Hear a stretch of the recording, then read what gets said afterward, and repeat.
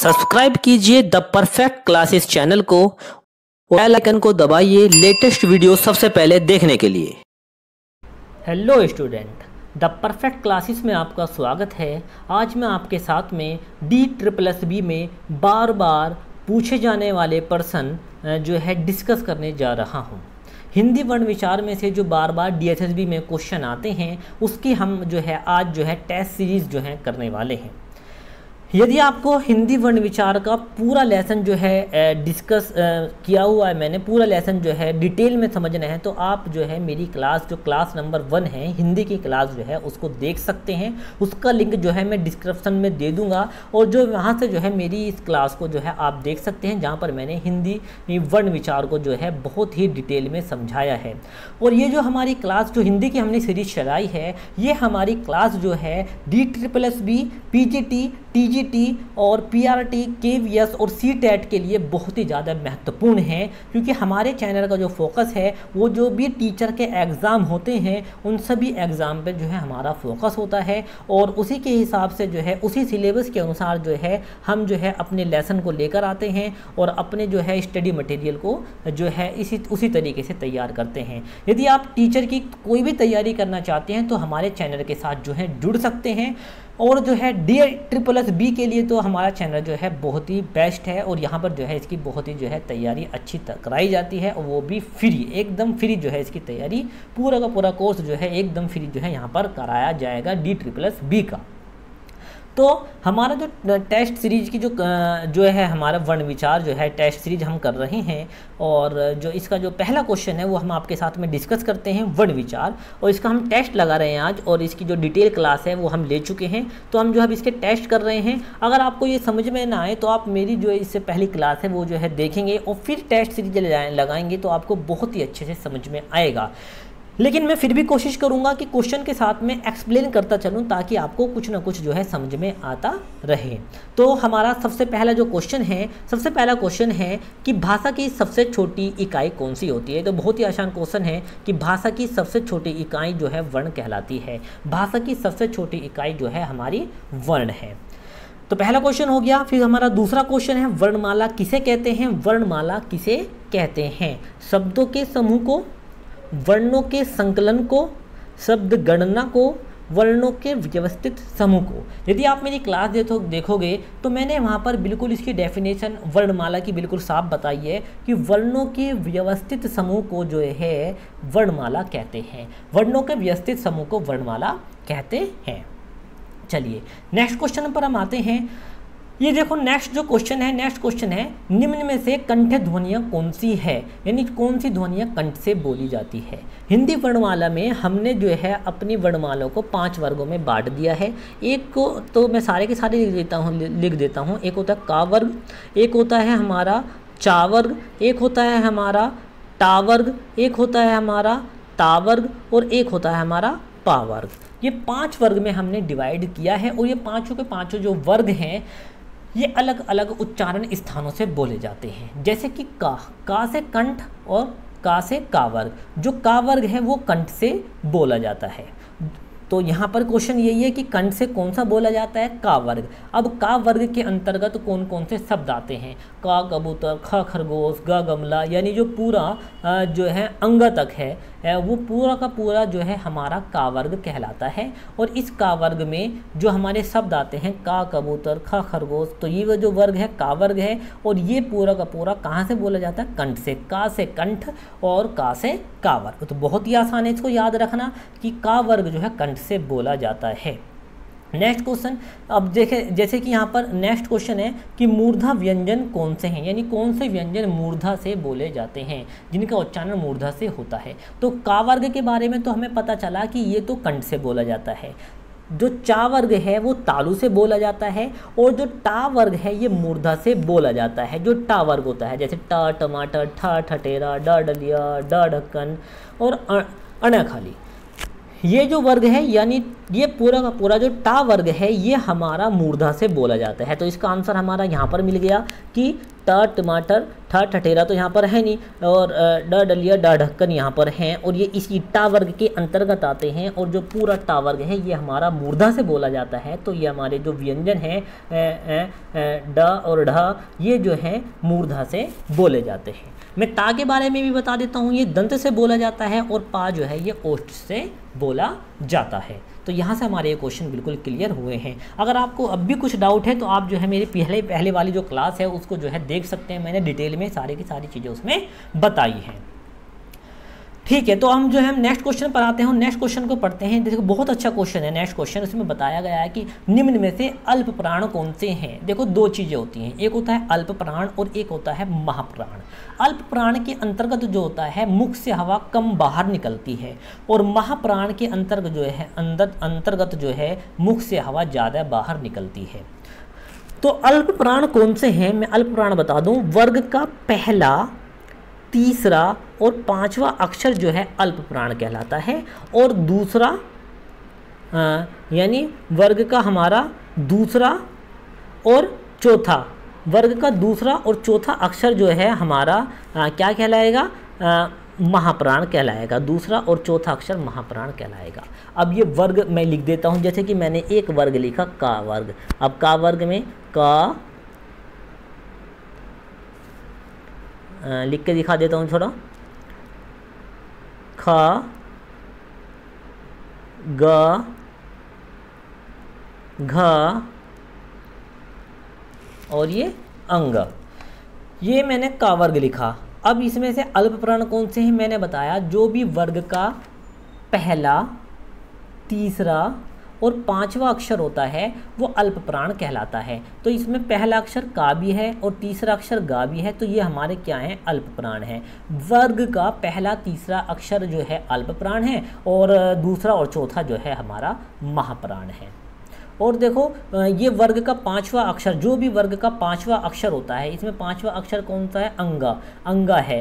तो जो भी अणे खाली, जितने भी अणे खाली हम बोल लेते हैं उसको अंगा, इया, अणा, ये सारे के सारे जो नाक से बोले जाते हैं उनको नासिकीय व्यंजन कहते हैं। अब नेक्स्ट क्वेश्चन हम पढ़ेंगे कि नासिकीय व्यंजन कौन से होते हैं। ऐसे व्यंजन जो नाक से बोले जाते हैं नासिकीय व्यंजन कहलाते हैं, और वर्ग का पांचवा अक्षर नासिकीय व्यंजन कहलाता है। जैसे कि इसमें पांचवा अक्षर जो है हमारा अंगा है, और यहाँ पर पांचवा अक्षर इया है, तो ये हमारा नासिकीय व्यंजन है। नेक्स्ट क्वेश्चन है कि हिंदी वर्णमाला में अयोगवा वर्ण कौन कौन से होते हैं। तो देखो हिंदी वर्णमाला में अयोगवा वर्ण वो वर्ग होते हैं, अयोगवा यानी जिनका किसी के साथ में योग नहीं है, ना तो वो स्वर हैं और ना ही व्यंजन है। ऐसे अक्षर या ऐसे वर्ण जो ना तो स्वर हैं और ना ही व्यंजन है अयोगवा कहलाते हैं, और वो दो हैं। एक तो होता है हमारा जिसमें एक बिंदु लगती है अनुस्वार, और एक होता है विसर्ग, यानी कि जो विसर्ग होता है। अनुस्वार और विसर्ग जो है ये हमारे अयोगवा कहलाते हैं, जिसमें एक बिंदु होती है और जिसमें दो बिंदु होती है। तो यहाँ पर देखो, यहाँ पर जो है ये अंग से अंगोर और अहाँ काली खाली जो है इसको हम बोलते हैं, तो यहाँ पर ये हमारा अयोगवा कहलाएंगे। ठीक है, ऐसे भी आज इसमें एक बिंदु और दो बिंदु, तो ये हमारे क्या हैं, अयोगवा हैं, यानी अनुस्वार और विसर्ग। मैं दोबारा से बता देता हूँ कि अयोगवा वर्ड कौन से होते हैं जिनका किसी के साथ योग नहीं होता, जो ना तो स्वर की श्रेणी में आते हैं और ना ही व्यंजन की श्रेणी में आते हैं। ऐसे शब्दों को अयोगवा शब्द कहते हैं। अब ये कौन कौन से शब्द होते हैं मैंने आपको बता दिया, ये कौन कौन से होते हैं। एक ये होते हैं अनुस्वार और विसर्ग, अनुस्वार और विसर्ग। चलिए नेक्स्ट क्वेश्चन पर हम आते हैं। नेक्स्ट क्वेश्चन है निम्न में से घोष वर्ण कौन सा है। ये निम्न में से घोष वर्ण है, यानी इसमें से आपको बताना है घोष कौन से होते हैं। देखो मैं आपको बता दूं, दो चीज़ें होती है। एक तो होता है अघोष, क्या होता है, अघोष, हाँ, एक होता है अघोष जिसको हम अघोष बोलते हैं, और एक होता है हमारा सघोष। तो आपको पता होना चाहिए कि अघोष कौन सा होगा, यानी जो अघोष होगा वो कौन सा होगा, और जो हमारा जो सघोष होगा वो कौन सा होगा, कौन कौन से शब्द होंगे। जो सघोष है, सघोष को ही घोष बोलते हैं। सघोष को ही घोष बोलते हैं। अब बात करते हैं कि भाई अघोष कौन कौन से वर्ण होते हैं। तो वर्ग का पहला, मैं लिख देता हूँ, देखो, वर्ग का पहला और दूसरा अक्षर, यानी वर्ग का पहला और दूसरा अक्षर तो क्या कहलाता है, अघोष कहलाता है। वर्ग का पहला और दूसरा अक्षर अघोष कहलाता है। और हमसे यहाँ पर क्या पूछा है, घोष पूछा है, घोष यानी कि सघोष पूछा है। तो वर्ग का तीसरा, चौथा और पांचवा, तीसरा, चौथा और पांचवा अक्षर जो है वो हमारा सघोष या घोष कहलाता है। तो ये जो हमारा वर्ग है, कौन सा वाला वर्ग है, पा वर्ग है। यानी जो पा वर्ग में जो माँ है ये 5वें स्थान पर आता है, वर्ग का ये 5वां है। तो ये फिर हमारा कौन सा होगा, सघोष होगा। यानी कि ये हमारा क्या है, पा जो है हमारा सघोष है। ठीक है, यानी जो माँ है ये हमारा सघोष है, यानी घोष है। तो अघोष कौन से होते हैं, अघोष जो शब्द होते हैं वर्ग का पहला और दूसरा, और सघोष तीसरा, चौथा और पांचवा जो वर्ण होता है वो हमारा सघोष कहलाता है। चलिए नेक्स्ट क्वेश्चन पर हम आते हैं। नेक्स्ट क्वेश्चन है क, ख, ज, फ ध्वनियाँ किसकी हैं। देखो जिन पे नुक्ते लगे हैं नीचे, नीचे सब ये बिंदु लगी हैं जिनको नुक्ते बोलते हैं, बिंदु बोलते हैं। ये कहाँ की हैं, ये अरबी फ़ारसी हैं। ये ध्वनियाँ कहाँ की हैं, ये सारी की सारी अरबी फ़ारसी ध्वनियाँ हैं। नेक्स्ट क्वेश्चन, क्वेश्चन नंबर 10 हम लेते हैं। क्वेश्चन नंबर 10 में पूछा गया है, हिंदी शब्दकोश में छ यानी छ छत्रिया जो है का क्रम किस वर्ण के बाद आता है, किस वर्ण के बाद। यानी का के बाद हम छ छत्रिया लिखेंगे, या छा के बाद लिखेंगे, या त्रा त्रिशूल छ छत्रिया ग ज्ञानी उसके क्रम में लिखेंगे। देखो जब भी हम शब्दकोश की बात करते हैं, शब्दकोश यहाँ पर बात हो रही है डिक्शनरी की, ना कि आ से अनार की वर्णमाला की। तो जब भी हम डिक्शनरी की बात करते हैं, जो ये हमारा जो छा छत्रिय है ये संयुक्त व्यंजन है और ये दो शब्दों के मेल से बना है। जो हमारा जो छा छत्रिय है ये कैसा व्यंजन है, संयुक्त व्यंजन है और ये दो शब्दों के मेल से बना है। अब मैं उन दो शब्दों के बारे में मैं आपको बता देता हूँ कि ये कौन कौन से दो शब्दों के मेल से बना है। एक तो बना है का और एक बना है शा। का और सा के मेल से बना है ये छा छत्रिय। तो ये क्योंकि का से बना है तो ये कौन से क्रम में आएगा, फौरन का के बाद आएगा। शब्दकोश में का के बाद जो है किसका क्रम आएगा, छा छत्रिय का क्रम आएगा। जब भी हम डिक्शनरी में सेट करेंगे तो का के बाद जो है हम छा छत्रिय को सेट करेंगे डिक्शनरी के अंदर। तो बहुत ही अच्छा क्वेश्चन था ये वाला। नेक्स्ट क्वेश्चन के ऊपर हम आते हैं कि ग ज्ञानी जो है जिसको ग ज्ञानी या जिया इया वर्ण किस वर्ण के संयोग से बना है। इसको जो है जिया भी बोलते हैं, ग ज्ञानी भी बोलते हैं। ये किस वर्ण के संयोग से बना है। तो मैं आपको बता दूं ये जो है ये भी हमारा जो है संयुक्त वर्ण है। क्या है, संयुक्त वर्ण है और ये दो शब्दों के मेल से बनता है, जा से और इया से। इन दो शब्दों के मेल से बना है, ये जा और इया से बना है, जिया इसको बोलते हैं। तो ये इन शब्दों के मेल से बना है। अब देखो यहाँ पे क्वेश्चन आया है अघोष वर्ण कौन सा होता है, अघोष। उससे पहले मैंने बात करी थी सघोष की और यहाँ पर जो है पूछ लिया गया है कि घोष वर्ण कौन सा होता है। तो अगर आपको याद होगा या मैंने आपको बताया था कि वर्ग का जो पहला और दूसरा अक्षर होता है वो हमारा अघोष होता है। देखो आप पहले आता है ना और सा बाद में आता है, तो हम ऐसे भी याद करते हैं। तो जो पहले वर्ग है ना, यानी वर्ग का पहला और दूसरा अक्षर जो है वो अघोष है, क्योंकि आ पहले आता है और सा जो है वर्णमाला में बाद में आता है। बाद के जो वर्ण हैं तीसरा, चौथा और पांचवा, ये जो है हमारे सारे के सारे सघोष हैं।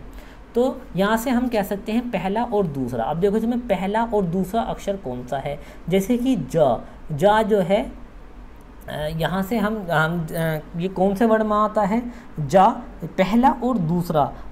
देखो ये तो तीसरा वर्ण हो गया जा, तीसरा तो ये तो नहीं है। अब बात करते हैं यहाँ से नेक्स्ट क्वेश्चन की, जैसे कि अब बात आई है हा की। हा की बात करते हैं कि भाई इसमें हा है, यहाँ से आ गया हा।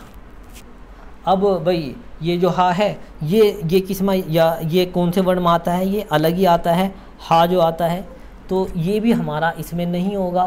तो अब यहाँ से हम, ये बहुत ही अच्छा क्वेश्चन है, तो यहाँ से हमें बताना है कि जो है सघोष वर्ण हमारा कौन सा है, तो इसका आंसर हमारा डी होगा, यानी कि इसका आंसर हमारा क्या होगा, डी होगा इसका आंसर। और डी यानी कि सा इसका आंसर है, और ये हमारा अघोष वर्ण है, अघोष वर्ण है, ये जो है हमारा अघोष वर्ण है।